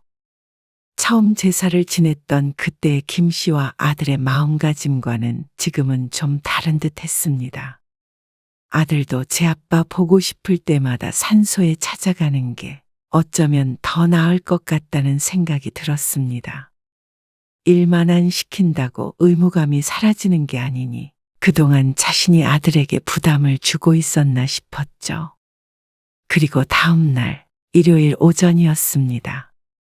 친구를 만나기로 되어 있어서 외출 준비를 하는데 문득 손주 생각이 났습니다. 친구의 친정이 제주도인데 지난주에 여동생이 갖고 왔다며 좋은 옥돔을 5마리 가져다 줬습니다. 어제 제사상에 1마리 올리고 냉장고에 4마리가 들어 있었습니다. 아이고, 이거 우리 민재가 진짜 좋아하겠다. 육고기보다 생선을 더 좋아하는 손자를 떠올린 김 씨는 냉장고에 들어있던 옥돔을 전부 꺼내서 비닐에 담았습니다. 귀한 것이라며 줬으니 자신보다는 손자의 입으로 들어가는 게 좋을 것 같았습니다. 아들도 출장 갔으니까 집에는 며느리와 손주만 있을 것이었습니다. 친구를 만나러 나가는 김에 지나가는 길에 들러 옥돔을 전해주고 싶었습니다. 집 밖을 나서기 전에 며느리에게 전화를 걸었지만 며느리는 받지 않았습니다. 김 씨는 잠시 고민을 하다가 비닐을 챙겨 나왔습니다. 아들 말로는 주말에는 민재가 학원을 안 간다고 했으니 당연히 집에 있겠거니 했죠. 약속 시간이 조금 남아서 아들 집에 먼저 들렀습니다. 아파트 현관 문 앞에 도착해서 옥돔이 담긴 봉지를 문고리에 걸었습니다. 연락도 안 된 상태에서 찾아왔으니 며느리가 당황스러울 듯 해서 말이죠. 그리고 다시 엘리베이터를 눌렀는데 계속 전화를 안 받으면 저대로 바깥에 생선을 두게 될까봐 걱정이 됐습니다. 그래서 김 씨는 초인종을 눌렀습니다. 어디 갔나? 한참을 눌러도 나오지 않았고 기다려도 아무 인기척도 들리지 않았습니다. 손주랑 점심이라도 먹으러 나갔나 싶었습니다. 그래서 어쩔 수 없이 봉지를 문고리에 걸어놓고 나왔습니다. 그리고 10분쯤 흘렀을까 약속 장소로 가고 있는데 마침 며느리한테 전화가 걸려왔습니다. 어머니, 전화하셨어요? 아까 전에 했지.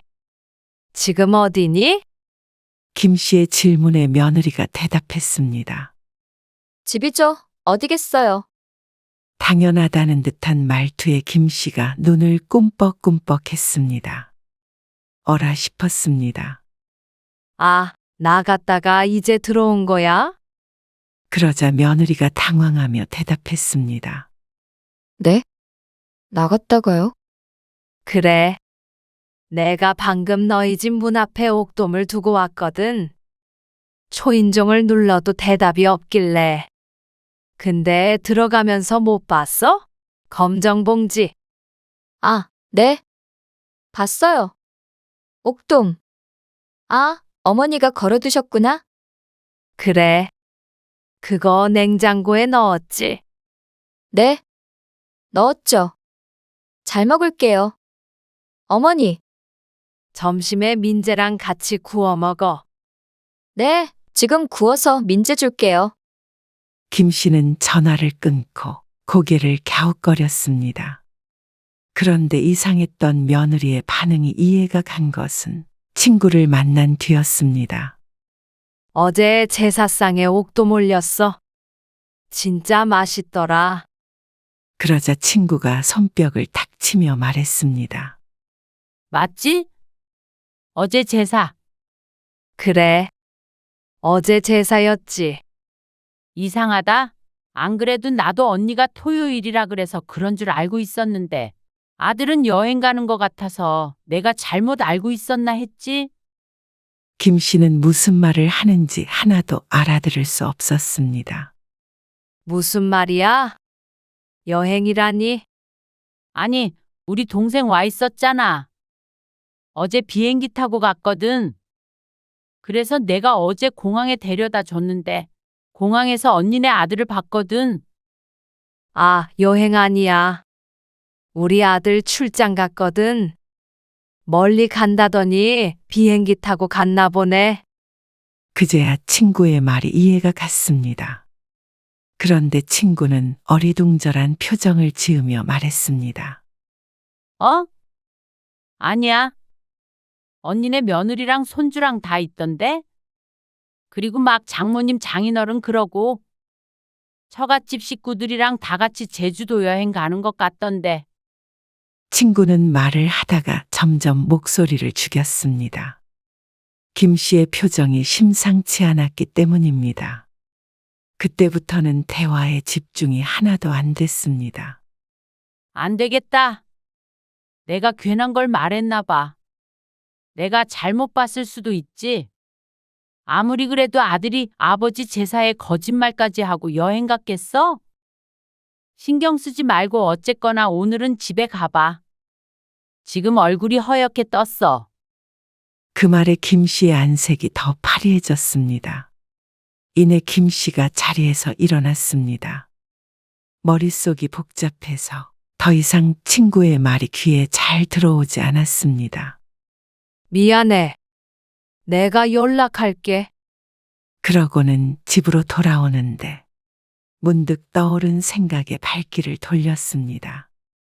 혹시나 했습니다. 그런데 아들 집 앞에 다시 선 김 씨는 충격에 앓는 소리가 절로 나왔습니다. 문고리에 그대로 걸려있는 봉지. 그 안엔 옥돔이 들어 있었습니다. 다시 초인종을 눌러보았지만 여전히 집안엔 아무도 없었습니다. 김 씨는 휴대폰을 들어 며느리에게 다시 전화를 했습니다. 네, 어머니. 아까 준 옥돔 점심에 먹어봤니? 네, 어머니. 엄청 맛있던데요. 그래, 민재 아빠 출장 가서 돌아오면 민재 아빠도 구워주고. 그럼요. 걱정 마세요. 민재 아빠 주말에도 일하느라 애쓰는데 잘 챙길게요. 김 씨는 전화를 끊고 봉지를 그대로 두고 집으로 돌아왔습니다. 어떻게 돌아왔는지도 생각이 안 날 정도로 정신이 없었습니다. 너무 서러웠습니다. 집에 돌아와 보니 식탁엔 어제 차렸다가 남은 제사 음식이 있었습니다. 그걸 보니 속이 더 문드러지는 듯 했습니다. 어떻게 아들이 이럴 수 있나 싶었습니다.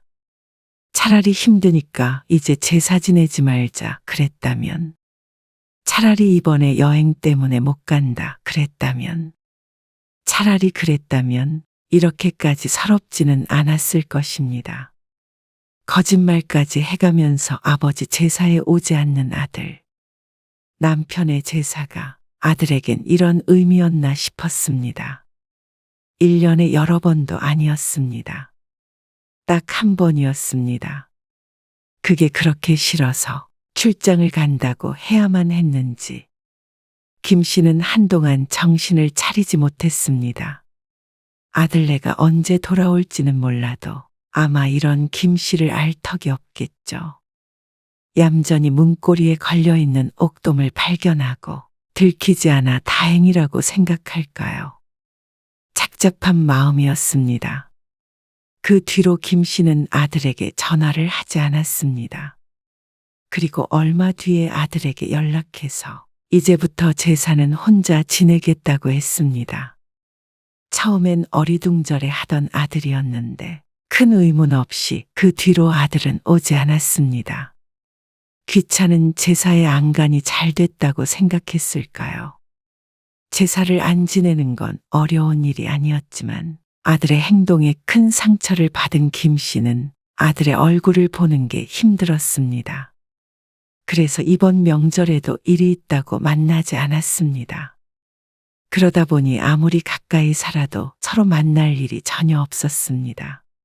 그리고 이렇게 몇 번만 안 만나도 자식과는 자연스럽게 멀어지게 되는구나 싶었습니다. 그렇게 김 씨는 마음속에서 아들을 서서히 지워갔습니다. 아니, 잊으려고 노력해야 했습니다. 그런데 아들이 어느 날 김 씨에게 전화를 해왔습니다. 어머니, 요즘 왜 이렇게 바쁘세요? 바쁘긴. 못 뵌 지 너무 오래된 것 같아요. 그러니 무슨 일로 전화를 다 했어? 김 씨가 걸지 않으면 거의 연락을 하지 않는 아들이 웬일인가 싶었습니다. 김 씨의 물음에 아들이 조심스럽게 답했습니다. 전에 이 아파트 다 증여해 주시기로 했잖아요. 김 씨가 주었던 아들이 살고 있는 아파트 말이었습니다. 남편이 죽고 김 씨와 아들이 나눠서 상속받게 되었는데 아들이 결혼할 당시에 나중에 김 씨의 지분은 아들에게 주기로 약속했었습니다. 그러면 이번에 법무사 사무소에서 봬요. 그걸 이참에 넘겨달라는 아들.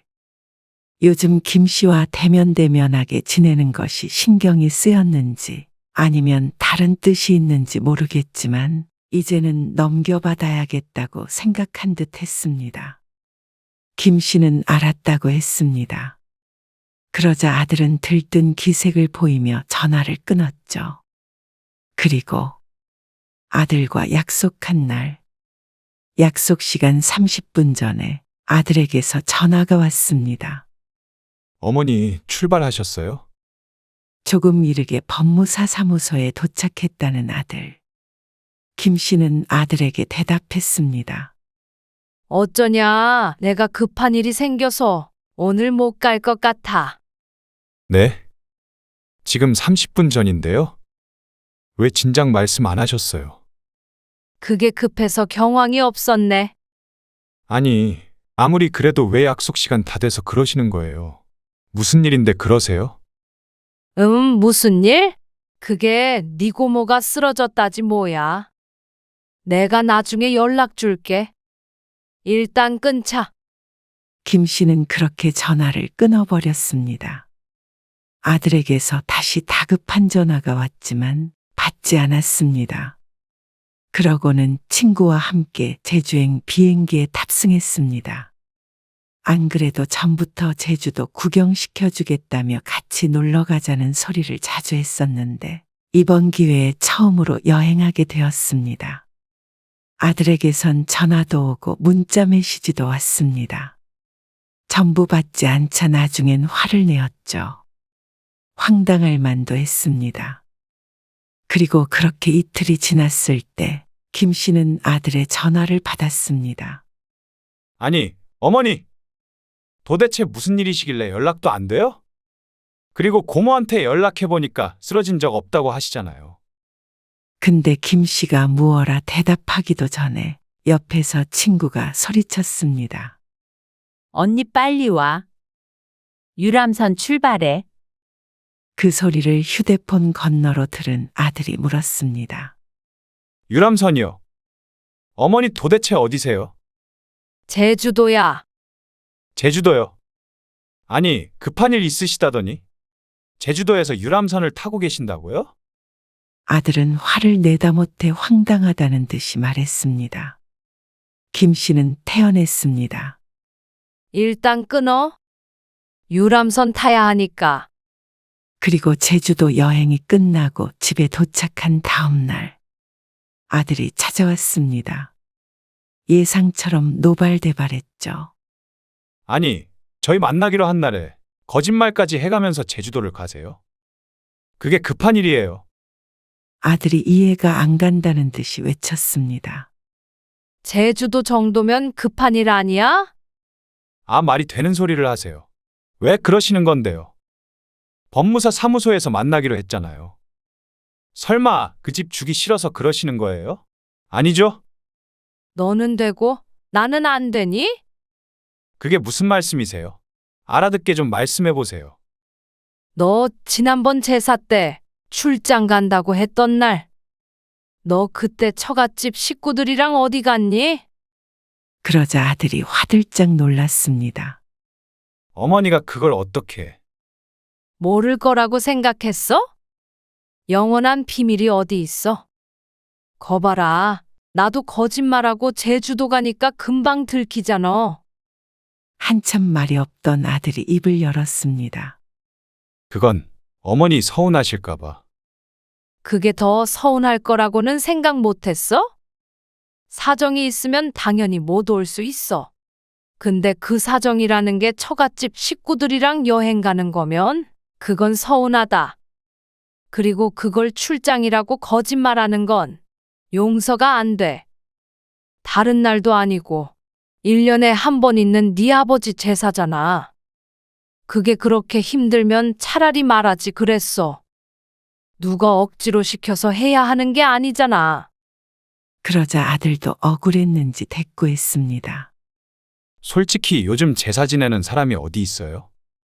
저도 평일인데 바쁜 시간 쪼개서 간 거고요. 와도 1시간도 안 있다가 금방 가잖아. 그래도요. 그리고 애엄마랑 민재까지 참석하게 하는 건 그건 너무한 거죠. 내가 일을 시키는 것도 아니고 와서 밥 한 끼 먹고 가는 게 너무한 거야? 며느리가 시아버지 제사에 오는 게, 손자가 할아버지 제사에 오는 게 너무한 거야? 와서 밥 한 끼 먹는 게 그게 너무한 거냐고? 얼굴도 모르는 시아버지, 할아버지 제사가 무슨 의미가 있다고요? 남이나 마찬가지잖아요. 얼굴을 모른다고 할아버지가 아닌 게 되니? 그러면 너는? 너한테 아버지 제사가 그렇게 별거 아니야? 아버지가 중요했으니까 그동안 제사 지냈죠. 근데 솔직히 이제는 그래요. 돌아가신 지도 오래됐고 다 의미 없다고 생각해요. 제사도 아버지도. 아버지가 진짜 와서 제사 음식 드시는 것도 아니고요. 그냥 어머니랑 저 둘이서 생쇼하고 있는 것 같아요. 쇼를 하고 있는 것 같다는 아들의 말이 김 씨를 아프게 찔렀습니다. 무엇이 아들을 이렇게 변하게 했는지 모르겠지만 이 정도로 생각하고 있다면 더는 말할 것도 없었습니다. 그러면서 잘도 아버지가 남겨준 아파트를 달라고 닥달을 했구나? 그거랑은 다른 문제죠. 아니, 나는 부모 제사도 안 오는 너 같은 놈한테는 아버지 재산 못 준다. 뭐라고요? 약속하셨잖아요. 그건 네가 내 아들이었을 때 했던 말이고, 이제는 나는 너 아들로 생각 안 할련다. 그 말을 끝으로 김 씨가 아들을 쫓아내 버렸습니다. 쫓겨나며 아들은 고작 제사 때문에 이러는 거냐며 화를 냈습니다. 하지만 김 씨는 제사에 오지 않는 아들이 야속해서 그런 것이 아니었습니다. 복잡한 감정이었습니다. 죽은 부모를 의미 없다고 말하는 자식이었습니다. 김 씨가 죽어도 아들에게는 의미가 없어질 텐데 뭐하러 평생 모은 재산을 자신을 의미 없다 여기는 사람한테 줘야 할까요? 아들이 나중엔 사과를 하기도 했고 또다시 화를 내기도 했습니다. 그 아파트는 조만간 변호사를 만나든지 해서 분할 청구할 테니까 대비하고 있어라. 뭐라고요? 자식한테 이렇게까지 하실 거예요? 그래. 계속 그 집에서 살 거면 내 지분만큼 돈으로 붙이던가 해. 김 씨는 매정하게 전화를 끊었습니다. 아들은 다시 제사에 참석하겠다고 했습니다. 그런데 다 소용없는 짓이었습니다. 김 씨는 그날 이후로 제사를 지내지 않고 대신 시간 날 때 산소에 들렀습니다. 물론 혼자 말이죠. 아들이 왔다 갔다 하는지는 모르겠지만 산소의 꽃은 늘 그대로였습니다. 그래서 김 씨도 이내 아들 생각은 머릿속에서 지워버렸습니다.